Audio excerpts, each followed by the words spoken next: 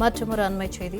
திருவாரூரில் தலைமை காவலரை தாக்கிய தாவேகா வழக்கறிஞர் அணி மாவட்ட இணை ஒருங்கிணைப்பாளர் கைது செய்யப்பட்டுள்ளார். இது தொடர்பான கூடுதல் விவரங்களை எமது செய்தியாளர் ரவி வழங்க கேட்கலாம். வணக்கம் ரவி, மேலும் விவரங்கள்.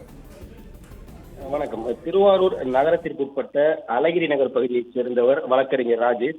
இவர் தமிழக வெற்றிக் கழகத்தில் வழக்கறிஞர் அணியோட மாவட்ட இணை அமைப்பாளராக உள்ளார்.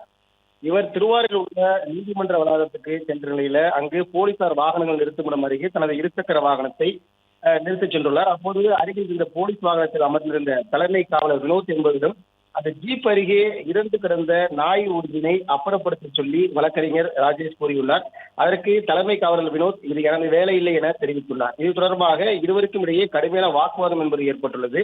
பின்னர் அங்கிருந்தவர்கள் அவர்களை சமாதானப்படுத்திய நிலையில வினோத்தை பின்தொடர்ந்து வந்த வழக்கறிஞர் ராஜேஷ் நீதிமன்ற வளாகத்திற்கு வெளியே வினோத் தேநீர் குடித்த போது அவருடைய சீருடையில் அவர் இருந்தபோது அவரை கடுமையாக தாக்கியுள்ளார். இது தொடர்பாக திருவாரூர் தாலுகா காவல் நிலையத்தில் வினோத் கொடுத்த புகாரின் பேரில் வழக்கறிஞர் ராஜேஷ் மீது தகாத வார்த்தைகளில் திட்டி தாக்குதல், பணி செய்ய விடாமல் தடுத்து கொலை மிரட்டல் விடுத்தல் உள்ளிட்ட 5 பிரிவுகளின் கீழே வழக்கு பதிவு செய்யப்பட்டு கைது செய்யப்பட்டுள்ளார். மேலும் நீதிபதி முன்னர் ஆஜர்படுத்தப்பட்டு நன்னிலம் கிளை சிறைகளும் அடைக்கப்பட்டுள்ளார்.